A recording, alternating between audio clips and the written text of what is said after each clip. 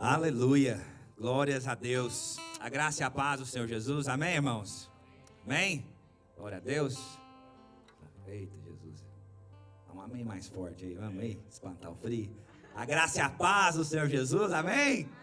Amém, glória a Deus, glória a Deus. Os irmãos, lembra que sábado passado eu comecei falando sobre o poder de declarar, não é verdade? E vou continuar falando hoje mais um pouco sobre isso. Mas é muito importante você falar amém. Amém significa assim seja.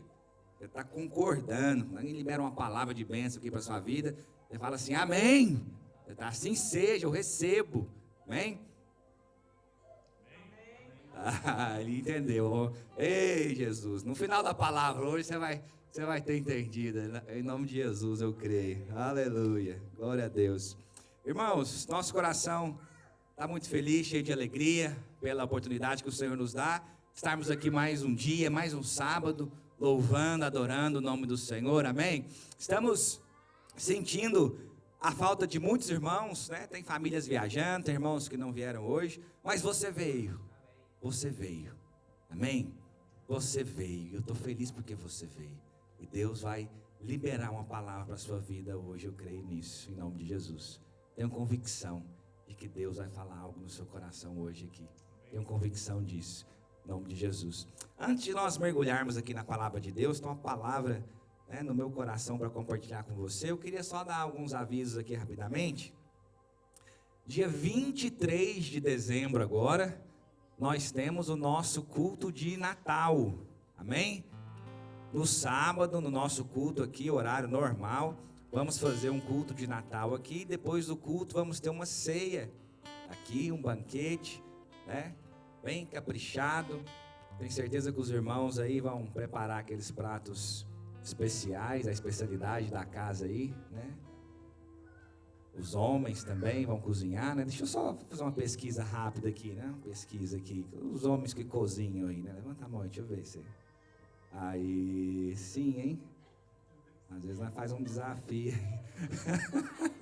Peraí, que teve umas mãos meio indecisas. Deixa eu perguntar de novo aqui. Os irmãos, os homens que cozinham aí, gostam de ir lá pra cozinha, fazer um... Aleluia. Aí teve umas mãos que... Uai, Ever, que isso? Masterchef. Aleluia. Eu acho, não no Natal agora, mas eu acho que um culto assim, a gente pode fazer um dia dos homens aí, o que vocês acham? Eita, agora o negócio avivou aí, hein? O irmão repreendendo, o irmão dando glória a Deus. Você não entende o que está acontecendo, o mistério. Mas eu acho que vai ser top, eu acho que vai ser. Fala, Jesus, fala, né? Fazer uma jantar de ceia aí, os homens que vão cozinhar. 1º do ano, né? 1º de janeiro. Olha aí, hein? Amém, Adriel? Glória a Deus. Ei, a Mercedes gostou. Aleluia. Irmãos, eu tenho descoberto uma coisa aqui, né? No meio da nossa igreja aqui dos irmãos. Tem irmãos que você conversa com eles e fala assim, irmão, você cozinha não, né? Mas aí de repente você vai na casa da pessoa, você está num lugar assim, de repente sai um prato lá, um negócio, fala, mas irmão, o que aconteceu, né? Ele falou que não cozinhava, fala, não, mas só um pouquinho. Aí só um pouquinho sai um negócio lá, assado, cheio de legume, trabalhado ali no tempero, negócio, né? Marinado de um dia pro outro. Eu falei, uai, pra quem não cozinhava, negócio até marinando de um dia pro outro. Oh, Jesus, glória a Deus. Deus é bom, Deus é bom. Amém? Culto de Natal é aqui. Aqui, culto de Natal vai ser aqui. O nosso culto de Ano Novo, né? Dia 31 de dezembro, vai ser um domingo. Nós vamos fazer o nosso culto da passagem de ano, tá bom? Mas não vai ser aqui nesse prédio, vai ser no prédio do batismo. Mas eu vou mandar aí, a gente vai estar postando aí também nas nossas redes sociais. Esse convitinho aí eu vou mandar para você no grupo, para você convidar alguém para estar aqui conosco também no dia 23, tá certo?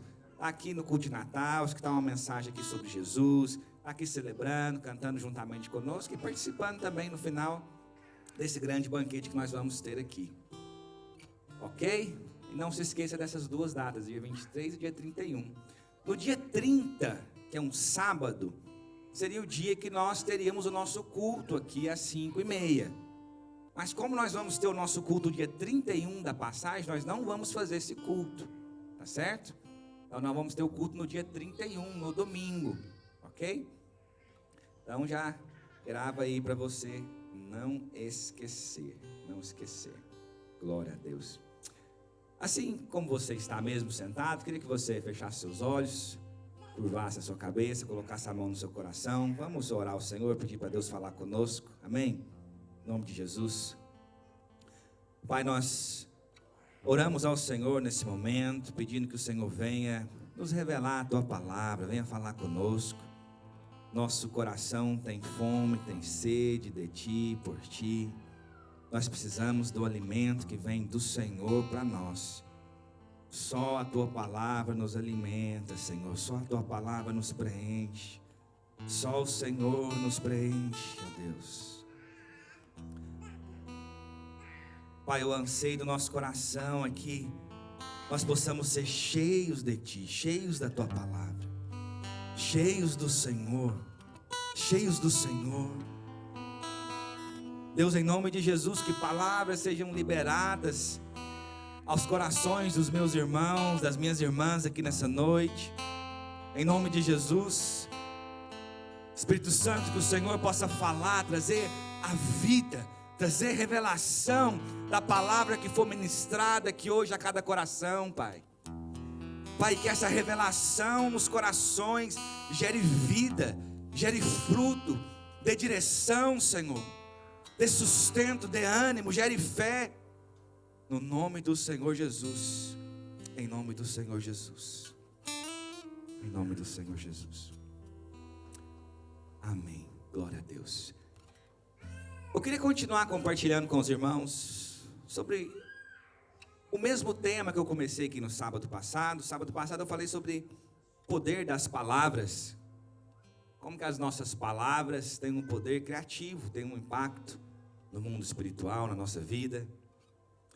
E hoje eu queria falar sobre a importância de nós crermos e confessarmos, que é quase a mesma coisa, né? O tópico. Mas eu queria falar de alguns aspectos, né, diferentes da semana passada. Semana passada aqui eu falei como que aquilo que nós declaramos, aquilo que nós falamos, tem o poder de chamar à existência aquilo que não existe. Como que as nossas palavras têm um peso enorme no mundo espiritual, na nossa vida.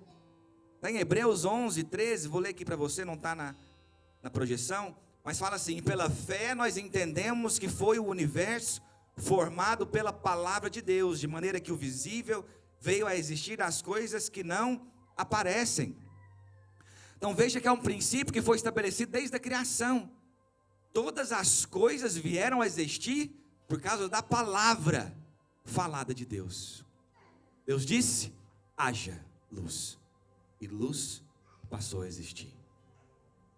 Então ali em Gênesis capítulo 1, Deus ele estabelece um princípio de criação de coisas que não existem através da palavra. Da palavra. E eu compartilhei com os irmãos aqui na semana passada como que essa mesma autoridade, esse mesmo princípio está em nós, está em você. O poder de declarar com as suas palavras aquilo em que você acredita. Falei da importância de nós estarmos cheios de Deus, da importância do nosso coração estar cheio de fé. Porque se o nosso coração estiver cheio de Deus, estiver cheio de fé, as nossas palavras vão ser palavras de Deus, vão ser palavras de fé.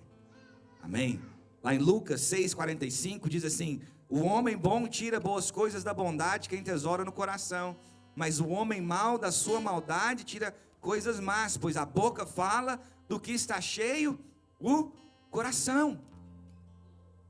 Então é de vital importância que eu e você, como cristãos, como filhos de Deus, cristãos vencedores, que nós estejamos cheios de Deus, que o nosso coração esteja cheio de fé, esteja cheio da presença do Senhor. Porque quando você abrir a sua boca para falar, vai sair palavras de fé. De fé. Palavras que vão gerar vida. Vida. Amém? E o primeiro ponto que eu queria compartilhar com você aqui da palavra de hoje é sobre uma postura de fé que nós precisamos ter. Sabe, a fé, ela é a coisa mais importante da nossa vida. Tudo que nós recebemos de Deus, que nós somos em Deus, nós recebemos ou nós somos pela fé, mediante a fé. Olha o que Hebreus capítulo 11, versículo 6 diz. Vamos ler juntos. De fato, sem fé é impossível agradar a Deus, porquanto é necessário que aquele que se aproxima de Deus creia que Ele existe e que se torna galardoador ou recompensador dos que o buscam. O justo vive da fé, é salvo pela fé, recebe as bênçãos de Deus pela fé, assume a identidade dele em Deus pela fé.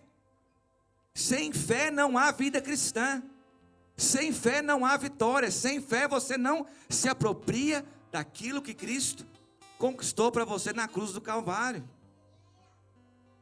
A fé, ela destrói as obras do diabo. Por isso que o diabo, ele sempre tenta nos manter escravo, ou sempre tenta nos manter na esfera, na dimensão dos nossos sentidos. Como assim, Jordano? O que isso quer dizer? O diabo quer que você anda conforme o que você vê, conforme o que você escuta, ou conforme o que você sente. É assim que o diabo, dessa forma que o diabo tenta nos manter, andando conforme aquilo que a gente está vendo, andando conforme aquilo que a gente está ouvindo, ou muitas vezes, para muitas pessoas é andar conforme aquilo que você está sentindo. Mas a palavra de Deus nos ensina diferente. A palavra de Deus nos ensina que nós devemos andar pela fé. Pela fé. Por que o cristão precisa andar pela fé? Porque a sua fé muitas vezes vai ser diferente daquilo que você está vendo. Às vezes aqui, diante dos seus olhos naturais, ainda não vai estar acontecendo. Ainda não vai existir. A fé muitas vezes vai ser diferente daquilo que você está ouvindo. Quantas vezes, para várias decisões da minha vida, para várias coisas que eu quis fazer, o que eu estava ouvindo era: não faça, não vá. Olha aí o cenário, olha aí a situação.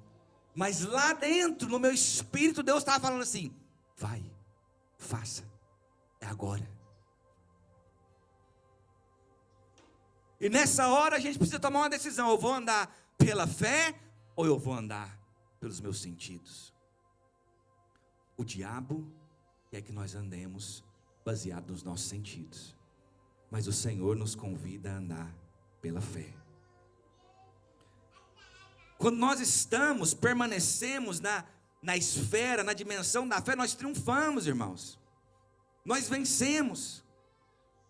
Mas à medida que nós deixamos a fé e começamos a andar pelos nossos sentidos, aí nós começamos a ficar paralisados. Deixa eu te dar alguns exemplos aqui na palavra de Deus. Vamos pensar aqui primeiro sobre José, né? Bem conhecido. Deus dá um sonho para José. José, estou parafraseando aqui para ficar mais simples. José, eu vou te colocar num lugar de destaque, José. Um lugar de autoridade. Eu vou te colocar num lugar de governo, onde vão ter pessoas que vão estar debaixo da sua autoridade. José, o que eu tenho para fazer na sua vida é algo muito poderoso, José.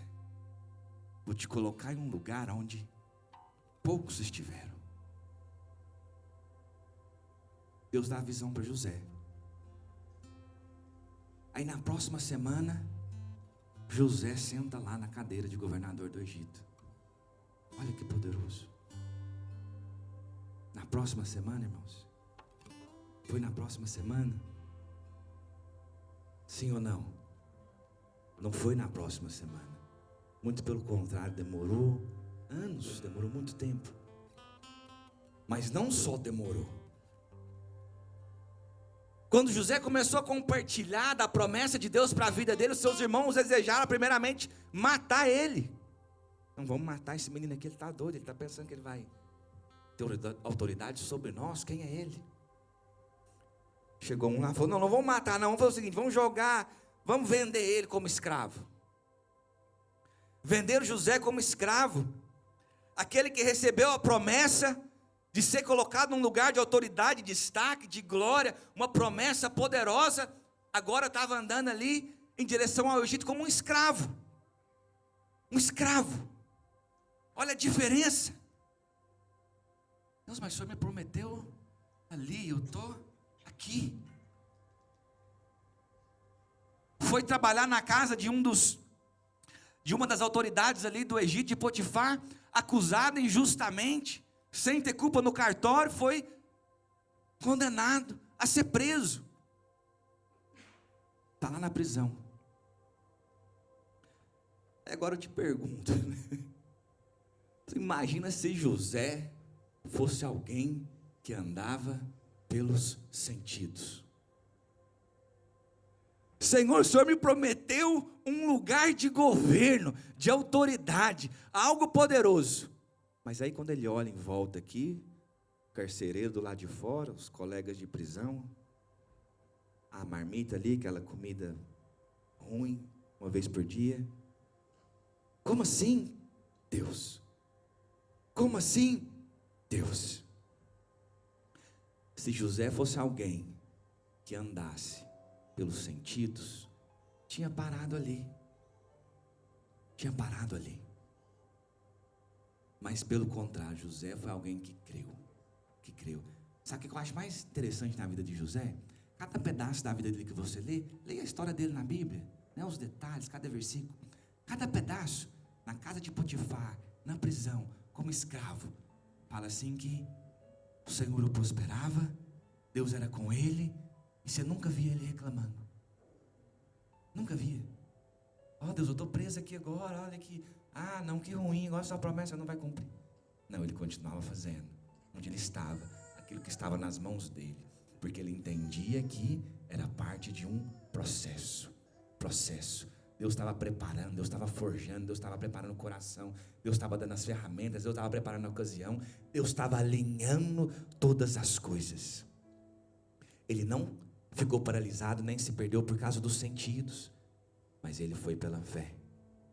Foi pela fé. Teve um episódio na vida dos discípulos, né, quando o Senhor Jesus terminou de dar um sermão, né, para uma multidão, estava numa montanha, ensinou muita gente, multiplicou pães e peixes, ficou ali até o entardecer do dia.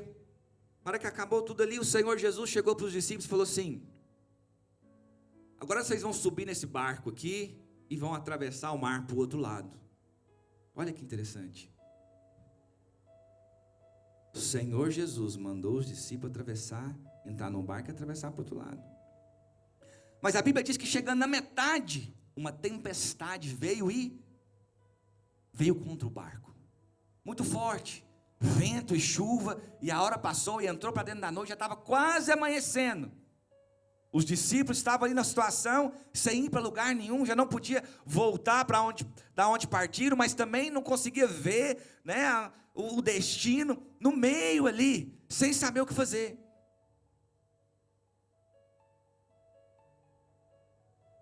Eu fiquei pensando assim, né, pensando sobre isso. Você acha que o Senhor Jesus não sabia, né, que ia ter uma tempestade ali, que ia ter uma dificuldade ali no meio do mar? Quem que mandou os discípulos entrar no barco? Foi o próprio Jesus. Entra aí, vai, que eu vou encontrar vocês mais na frente. Mas se naquele momento da tempestade, da tormenta, você for guiado simplesmente pelos sentidos, o que vai acontecer? Você vai paralisar. Você vai parar, você vai pensar assim: nossa, eu não vou chegar. Como é que eu vou chegar? O barco vai afundar aqui. E o pior não é só isso, o pior é que eu já saí da onde que eu estava, remei esse tempo todo aqui, em vão, não cheguei a lugar nenhum. Você já pensou isso alguma vez na sua vida? Nossa, olha aqui, eu fiz isso aqui esse tempo todo aqui. Parece que não está tendo resultado de nada. Parece que não está produzindo nada. Parece que eu não estou vendo nada. Parece que não está acontecendo nada. Mas sabe o que aconteceu aqui nessa ocasião? A Bíblia diz assim, que em um determinado momento, quase já amanhecendo, Jesus veio andando por sobre as águas. Acalmou a tempestade, acalmou o vento, acalmou as águas, entrou no barco e acabou de chegar no destino. Podemos falar de vários outros exemplos, mas tem um que eu gosto muito na vida de Paulo. Em um momento que ele estava em uma das suas viagens missionárias, pregando por vários lugares, e a Bíblia diz assim, que Paulo queria ir para uma determinada localidade. O Espírito Santo vinha e falava assim, não vai ali não, vem para cá. Então tá, Senhor, então vou para cá. Pregava lá onde o Espírito Santo mandou, passava um pouco, e Paulo falava assim, agora eu vou subir aqui, vou para o norte, vou para o Lake District. O Espírito Santo vinha, não é para lá que você vai não, vira aqui, vai para Liverpool. Ia lá em Liverpool, pregava, e aí foi desse jeito, ele querendo ir em direções diferentes, o Espírito Santo conduzindo ele para um determinado lugar, até que ele chegou nesse lugar. Chegou no lugar onde o Espírito Santo conduziu, começou a pregar, sabe o que aconteceu? Foi preso. Foi preso. Agora para pensar aí, naturalmente. Ô Senhor, eu quis ir para tantos lugares diferentes, e o Senhor foi me conduzindo aqui, o Senhor foi me guiando aqui, até eu chegar nessa cidade aqui, cheguei aqui, preguei e fui preso. Preso, braço amarrado, mãos amarradas, pés amarrados no tronco, no cárcere. Que sentido que faz isso? Presta atenção na pergunta. Qual sentido natural que isso faz? Se Paulo fosse alguém que andava pelo que vê, pelo que ouve, pelos sentimentos, o que ele teria feito? Qual que seria a primeira reação de Paulo? Eu te pergunto.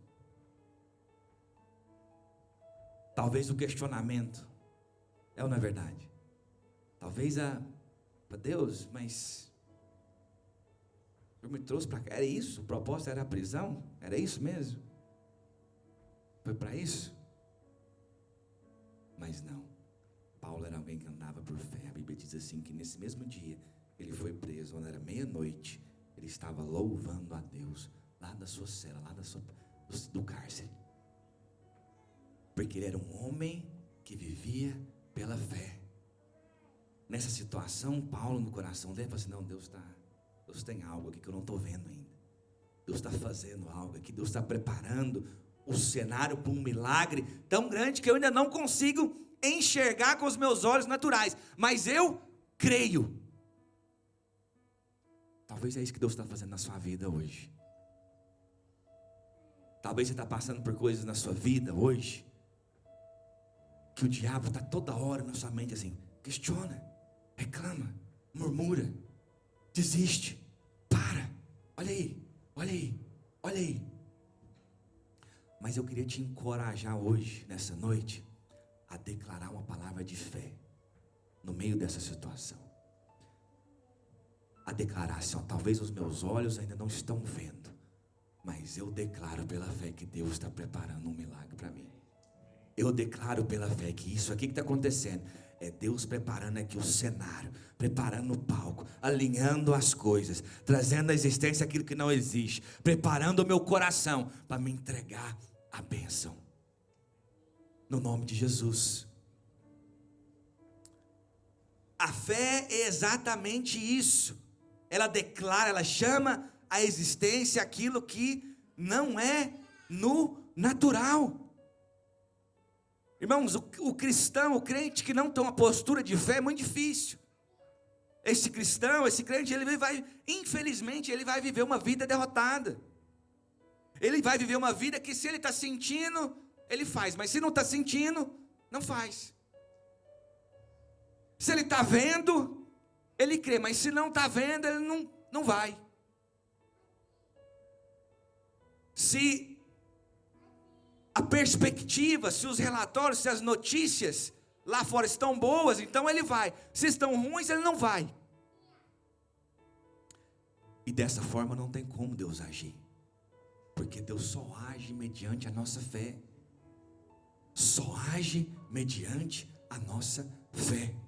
Em Marcos capítulo 5, tem uma história muito tremenda de uma mulher que sofria com um fluxo de sangue por 12 anos. A Bíblia diz que Jesus estava passando pela cidade, uma multidão acompanhava. Pela lei de Moisés, aquela mulher não podia nem chegar perto. Ela não podia ter contato com ninguém. Mas tinha algo no coração daquela mulher que estava ardendo. Ela ouviu falar de Jesus. Ela ouviu do poder de Jesus para curar enfermidades. E ela creu. A Bíblia diz que ela foi infiltrando ali no meio das pessoas, passando ali no meio, sem ninguém ver. De repente ela chegou até Jesus. Quando ela chegou, ela foi, encostou. Porque no coração, a Bíblia diz isso, no coração dela ela falava: se eu apenas tocar nele, se eu apenas encostar, eu vou ser curada. A Bíblia diz que quando ela encostou em Jesus, Jesus parou a multidão. E Jesus falou assim: quem me encostou?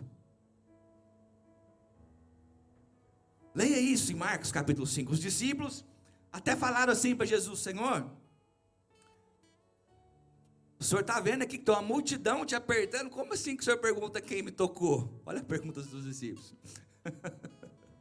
Como assim, Jesus?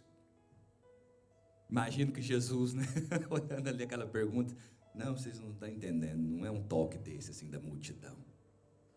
Não é um toque desse da multidão. Teve um toque aqui de fé. De fé. Um toque de fé é diferente. Quando um toque é de fé, quando é uma atitude de fé, quando é uma postura de fé, Jesus parou a multidão. Para tudo. Para tudo que tem uma fé aqui. A Bíblia diz que o Senhor abençoou aquela mulher, ela foi curada. E engraçado que Jesus não a condenou, Jesus não a repreendeu, pelo contrário, Jesus a abençoou, falou assim para ela: filha, a tua fé te salvou, vai-te em paz e fica livre do teu mal. Esse é o poder da fé. O Senhor opera através da fé. Sem fé é impossível agradar a Deus. Sem uma vida, sem uma postura de fé, não existe vida cristã. Não existe. Fé é crer naquilo que seus olhos não veem. Fé é assim, ó, as circunstâncias estão adversas, mas eu estou declarando a vitória. Eu estou declarando a bênção. Eu estou declarando a vitória. Fé, eu tenho relatórios negativos. Tem pessoas falando que não vai dar certo, que não é para fazer. Mas tem algo aqui no meu espírito de Deus falando que é. Eu vou então fazer mesmo assim pela fé. Mesmo que seja loucura para outros. Mesmo que seja loucura para outras pessoas. Eu nunca esqueço quando eu fui vir para a Inglaterra. Quantas pessoas chegaram em mim e falaram assim: nossa, você é doido. Você é doido. Eu falei: não. Quer dizer, nunca eu saiba. Nunca fui no médico, não, mas... Muitas pessoas. Você vai largar aqui, isso aqui que você tem aqui e tal? Eu falei: vou. Você é doido mesmo então, né? Eu falei: não sou doido, eu tenho uma palavra de Deus. Eu tenho uma palavra de Deus. Tenho uma palavra de Deus. E eu vou pisar nas águas. Eu vou sair do barco pela fé e vou. E vou. Pessoas já estavam ali determinando o meu destino. Pessoas viraram para mim e falaram: não, deixa eu te falar, se você for agora, ó, isso aqui que vai acontecer, ó. Você vai chegar lá, vai acontecer isso, aquilo aí. Vai não.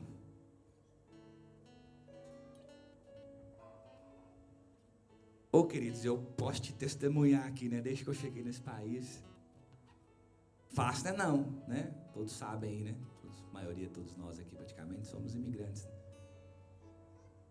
Mas eu tenho visto, provado, vivido, experimentado do favor, da graça, da multiplicação, das portas abertas, do poder de Deus. Aquilo que falaram que aconteceu o contrário. Profetizaram o caos, profetizaram a maldição. O que eu vivo hoje é a bênção. É a bênção, é a vitória. Tem coisas que Deus fez na minha vida aqui que eu não sei te explicar como que aconteceu. Eu não sei. Tem portas que o Senhor abriu para mim aqui nesse país, que se você me perguntar, Jordânia, como é que foi? Eu não sei. Eu não sei como é que foi. Mas eu sei quem foi. Quem foi eu sei. Foi Ele. Amém? Glória a Deus. Queria falar sobre um segundo ponto aqui com você. Parecido com o primeiro. Mas a Bíblia nos fala de um espírito de fé. Um espírito de fé. Olha o que diz em 2 Coríntios capítulo 4, versículo 13. Tremenda essa palavra. Tendo, porém, o mesmo espírito da fé. Repete comigo, espírito da fé. Mais uma vez, espírito da fé. Como está escrito, eu criei, por isso é que falei. Também nós cremos, por isso também falamos. Veja que a fé aqui não é uma fórmula, uma sequência de passos que eu vou te dar, 5 passos aqui para você ter uma fé. Não, a Bíblia está falando aqui de um espírito de fé. Paulo, no contexto aqui de 2 Coríntios 4, ele fala que nós temos o mesmo espírito da fé que Abraão tinha, que Moisés tinha, que Davi tinha.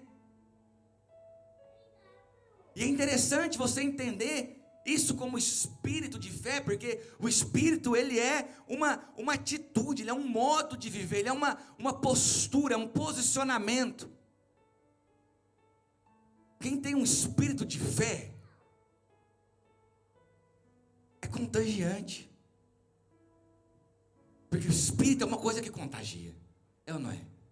Se você estiver numa reunião, numa cela, num grupo, numa conversa, e tiver alguém ali que tem um espírito de fé, e ele começa a falar, vai contagiando, vai espalhando. De repente a fé está entrando no seu coração, passando para o outro, e de repente espalhou ali, contagiou o grupo. De repente está um ambiente de fé, porque alguém ali tinha um espírito de fé. Quando o coração está cheio de fé, a postura é uma postura de fé. Quando você tem um espírito de fé, você crê. E porque você crê, você fala. Crie, por isso falei. Crie, por isso falei. Mas o contrário também é verdade, é ou não é? Se é uma pessoa que não tem espírito de fé e começa a falar, né, outro espírito ali, o negócio vai contagiando, vai espalhando aquela incredulidade, aquela murmuração, aquela reclamação, aquele ambiente de morte. Mas eu quero declarar sobre a nossa vida aqui hoje como igreja, que nós vamos ser aqueles que têm o espírito de fé. Amém? No nome de Jesus. Em nome de Jesus. Há uma história na Bíblia, em Números, começando ali, capítulo 13. Você conhece a história da peregrinação de Israel no deserto, quando o Senhor os libertou ali do Egito. Eles começaram uma peregrinação em direção à terra prometida. A Bíblia diz que quando eles chegaram ali perto da terra, Moisés separou 12 espias. Pessoal, chegamos perto aqui, ali, tá lá. Vamos fazer o seguinte, vai lá e dá uma espiada nessa terra para nós. Vem aqui 12, um de cada tribo aqui, vem cá. Vocês vão lá, vão passar 40 dias, dá uma olhada, dá uma espiada na terra e volta e conta para nós como que é essa terra. Volta para nós, volta e conta para nós como que é essa terra. Mas agora preste atenção, uma terra que o Senhor já tinha falado que era deles. Amém? O Senhor já tinha falado, essa terra aí eu vos dei, é de vocês, vocês vão entrar e possuir. Mas aí os espias foram, passaram lá 40 dias, viram a terra, viram os moradores, as cidades que tinham na terra, e voltaram com o relatório.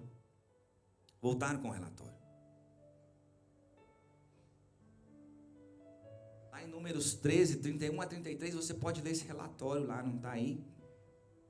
Mas basicamente, 10 desses espias falaram as seguintes palavras para Moisés: Moisés, não podemos conquistar essa terra. As muralhas são muito largas, são muito grandes. Ali tem descendentes dos gigantes, tem gigantes terríveis. Nós somos muito pequenos. Essa terra aí, ela parece uma terra que vai devorar a gente. E aos nossos próprios olhos, a gente parecia como se fosse gafanhoto diante desse povo. 10 espias voltaram com esse relatório. Mas tiveram 2 espias, Josué e Caleb, que eles tiveram uma postura diferente. Lá em Números 14, 7 a 9, fala assim, de forma resumida aqui, só a última parte do relatório deles. Falou assim, ó: não temais o povo dessa terra, porquanto como pão os podemos devorar. Retirou-se deles o seu amparo. O Senhor é conosco, não os temais. Olha que diferença de perspectiva dos 10 com os 2. É ou não é? Para os 10, a percepção deles, aos olhos deles, era como se eles fossem gafanhotos diante daquele povo, daquela terra. Moisés, não, é impossível, eles vão nos devorar. Tem gigantes, tem cidades fortificadas, eles vão nos destruir, vão acabar conosco. Não tem jeito. Mas 2 chegaram e falavam: Moisés, a terra é nossa, vamos entrar, vamos possuir, o Senhor vai nos dar, nós vamos devorar eles como pão. Um se via como devorado por eles como um gafanhoto. O outro, a visão era de que eles iam devorar os moradores lá como migalhas de pão. Você consegue ver a diferença da postura? De fé, do espírito de fé. Um espírito de fé. Um espírito de fé. Josué e Caleb. Sabe o que aconteceu com esses 10 espias? Nenhum deles herdou a terra. Nenhum deles entrou.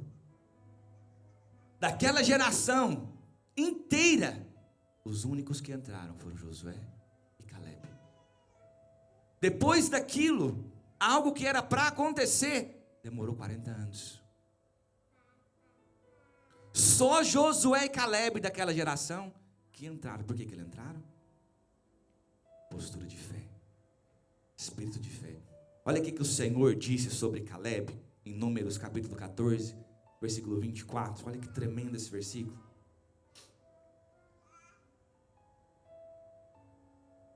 Porém o meu servo Caleb, visto que nele houve outro espírito e perseverou em seguir-me, eu o farei entrar à terra que espiou, e a sua descendência a possuirá. Aleluia. Em Caleb havia um outro espírito, um espírito de fé, uma postura diferente, uma atitude diferente, um coração que cria, que declarava aquilo que cria, que declarava as promessas. Sabe, a postura de Caleb foi uma postura de quem decidiu olhar não para o tamanho dos problemas ou das dificuldades, mas decidiu olhar para o tamanho do seu Deus. É ou não é? Se Deus prometeu, quem pode contra Deus? Se Deus falou que a terra é nossa, quem que vai nos impedir de possuí-la? Entende? Mas quando a postura não é de fé, você não entra, você não usufrui, você não recebe. E por que muita gente, talvez na igreja, passa anos e anos vivendo a vida assim, igual dos 10 espias? Porque sempre os problemas são maiores. São maiores que o Deus que ele serve. Porque o foco é sempre nos problemas. O foco nunca é no Senhor. O foco nunca é no poder de Deus. Quem tem um espírito de fé, o foco está em Deus. O que me interessa? Qual o tamanho do problema, da dificuldade? Eu estou interessado no Deus que eu sirvo. Se Ele é por mim, quem será contra mim? Pode ser que eu não entenda. Pode ser que muitas das vezes eu não vou poder andar pelos sentidos. Aquilo que eu vou estar vendo vai estar sendo diferente daquilo que eu creio. Mas eu continuo declarando, porque cada momento que eu declaro, cada momento que eu me movo em fé, que eu ando em fé, eu vou chamando a existência a promessa.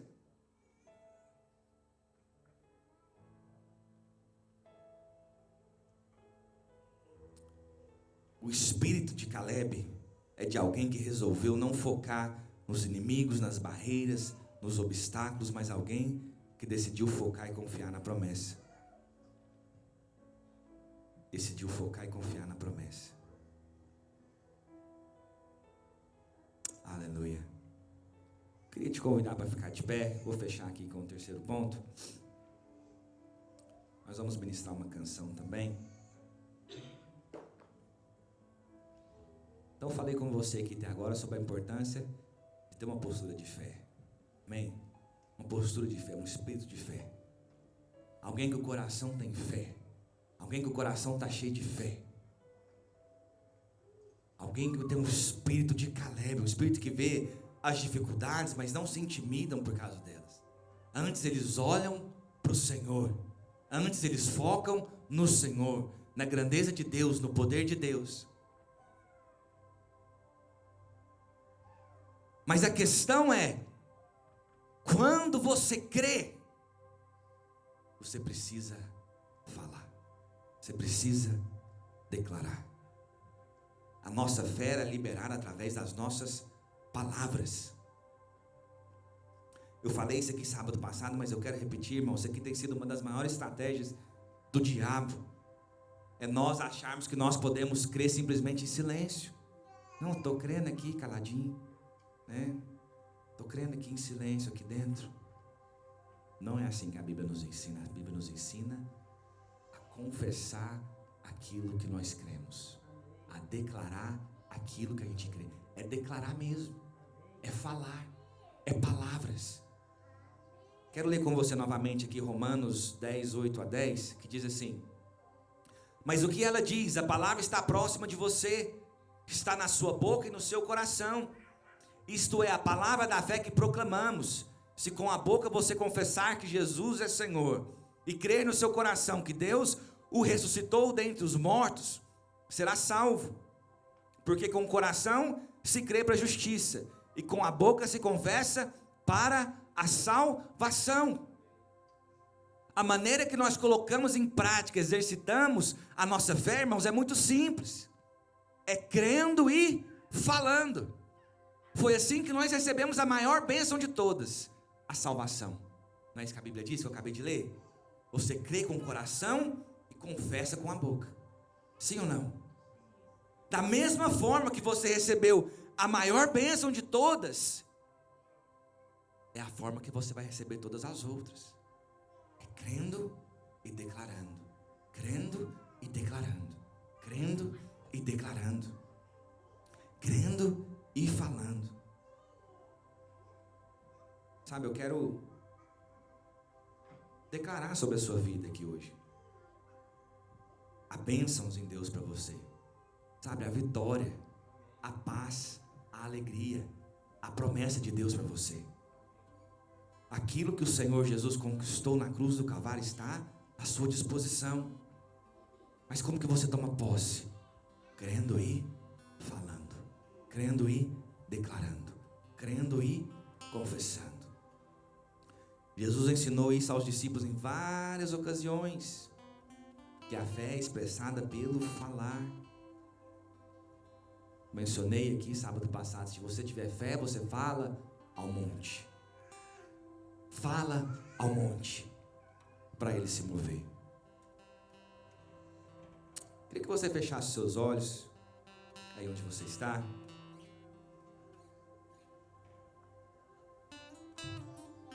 Eu não sei qual é o monte que precisa mover na sua vida hoje. Eu não sei o que é.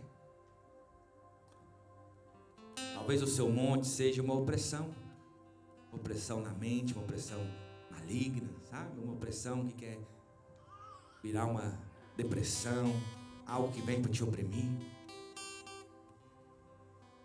Mas você vai crer e vai declarar contra esse monte. Você vai crer no seu coração, você vai usar as suas palavras. Aqui hoje, lá na sua casa, você vai falar assim: opressão, eu não te aceito na minha vida. O reino de Deus é paz, alegria, justiça. Eu tenho a paz de Cristo. A paz do Senhor Jesus está no meu coração. Eu tenho a alegria do Espírito na minha vida. Eu fui livre, liberto pelo Senhor Jesus. Sobre a minha vida está o sangue de Jesus. Não há lugar na minha vida para opressão maligna. Talvez o seu monte hoje seja outra coisa, seja financeiro, ou seja uma enfermidade, ou seja o próprio desânimo. Talvez o monte seja uma porta que você está batendo e parece que não abre. Mas Deus está falando para você hoje, você vai começar a declarar. Você vai começar a usar as suas palavras e chamar a existência. Você vai começar a declarar aquilo que você crê. Você crê que tem vitória na cruz para a sua vida? Você crê que o Senhor Jesus morreu para te curar, para te sarar, para te preencher, para preencher o vazio, para trazer alegria, esperança e paz para o seu coração? Você crê nisso, você vai começar a declarar. Você crê que você é filho amado de Deus, que você é filha amada de Deus? Você crê que todas as coisas estão cooperando para o seu bem? Você vai começar a declarar. Você vai começar a declarar. Você não vai mais andar pelos sentidos. Mesmo que você não esteja sentindo, você vai declarar. Você vai crer. Você vai prosseguir. Você vai fazer o que precisa ser feito. Mesmo que você não esteja vendo, você vai declarar. Você vai crer, você vai prosseguir, você vai chamar a existência. Enquanto nós cantamos essa canção aqui, eu queria que você começasse já aí no seu lugar, com seus olhos fechados, começasse a declarar, a praticar isso que você acabou de ouvir aqui hoje. Começa a dar uma voz de comando para esse monte aí já. Começa a declarar a verdade da palavra de Deus aí. Contra essa circunstância, contra a situação. Começa a chamar a existência aquilo que você está crendo e esperando no Senhor, aquilo que Deus te prometeu. Começa agora a silenciar todos os relatórios negativos, todas as vozes que veio dizer o contrário daquilo que Deus te falou, todas as vozes que vieram falar o contrário daquilo que Deus colocou no seu coração. Você vai começar a silenciar essas vozes aí agora. Estar em qualquer outro lugar, mas tua glória me atraiu, tua presença me atraiu. Tentei me esconder, o medo de não viver, mas tua glória me atraiu, tua presença me atraiu.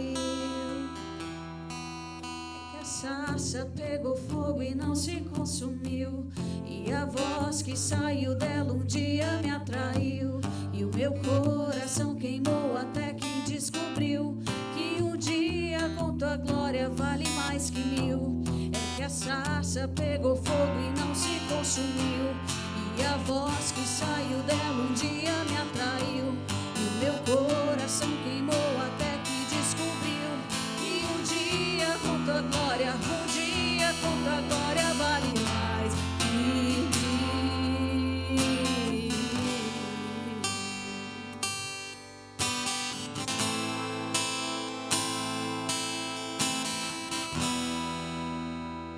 eu poderia estar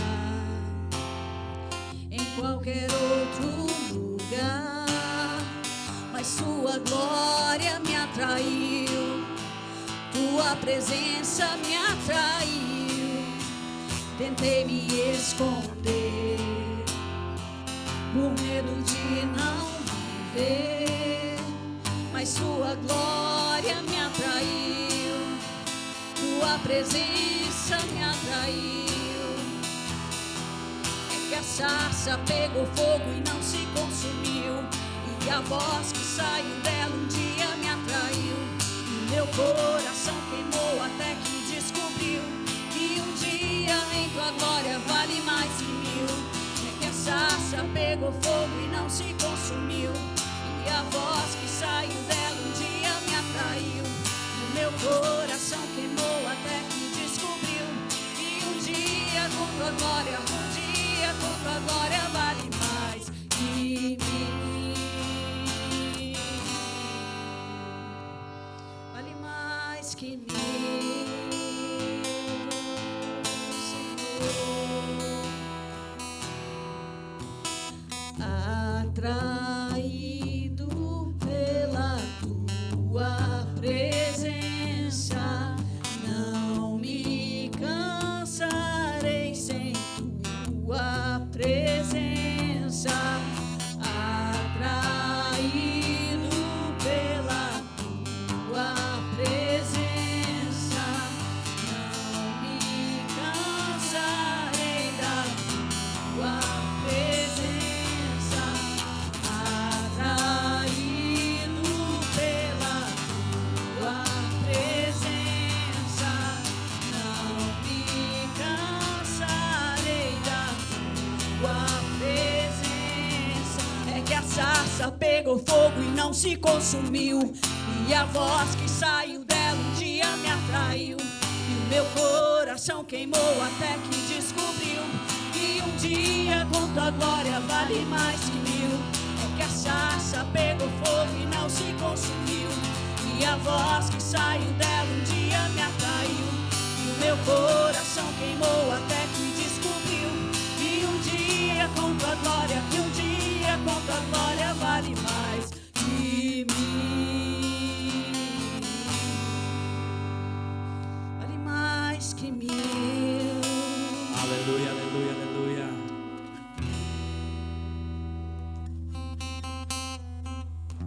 Irmãos, nós temos uma palavra liberada para nós como igreja para o ano de 2024. Todo ano, né, se você conhece a nossa igreja, Igreja Videira um pouquinho a mais, você vai saber disso. Mas todo ano nós temos uma conferência internacional que acontece no final do ano. E sempre nessa conferência é liberada uma palavra sobre nós como igreja. Uma palavra de Deus que vem debaixo de oração, né, dos nossos pastores, presidentes. Esse ano nós tivemos uma promessa, uma palavra de Deus para nós, e o ano que vem tem uma palavra muito poderosa liberada sobre nós, sobre a nossa vida, sobre a nossa igreja, que será o ano das portas abertas, 2024. E eu tenho me alegrado demais com essa palavra. Eu já tomei posse dela para mim. Eu já tomei posse.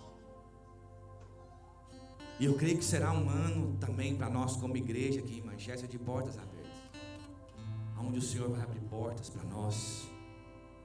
O Senhor vai nos alargar, o Senhor vai abrir portas em diferentes lugares dessa cidade. E eu creio que vai ser um ano onde Deus vai abrir portas na sua vida, que talvez até hoje estavam fechadas. Mas você só vai conseguir se apropriar disso se você crer e confessar. Se você crer e declarar. Quando Deus libera uma palavra para nós, é assim. Você tem que se apropriar dela. Se você não apropriar, você não vai viver aqui. Então eu queria fechar o culto hoje, eu queria orar por vocês. Mas eu queria fazer um apelo. Eu queria que viesse aqui na frente para nós orarmos. Se você quero ter o espírito de Caleb. Se você recebe essa palavra da sua vida, e você responde a essa palavra dizendo assim: Deus, eu quero ter essa postura, eu quero ter esse espírito, eu quero ter essa atitude, eu quero ser alguém que crê e confessa. Eu quero ser aquela pessoa que quando chega no ambiente, eu contagio, não com morte, mas com vida, não com descrença, mas com fé, não com desânimo, mas com ânimo. Eu quero ser aquele que quando alguém estiver lá desanimado, eu vou lá e falo: ei, olha para Jesus, deixa eu orar junto aqui com você, deixa eu te falar, as promessas dele para você continuam sendo verdade. Talvez você está num momento da vida hoje que está como se fosse uma prisão, está um lugar que não é o que Deus prometeu. Calma, isso aí é só um processo. Não desista, continua adorando, continua louvando, que a promessa dele continua de pé. Se você quer receber essa oração, eu queria te convidar para você vir aqui. Eu quero orar pela sua vida, no nome de Jesus. Vamos. A pegou fogo e não se consumiu, e a voz que saiu dela um dia me atraiu, e o meu coração queimou até que descobriu que um dia em tua glória vale mais que 1000.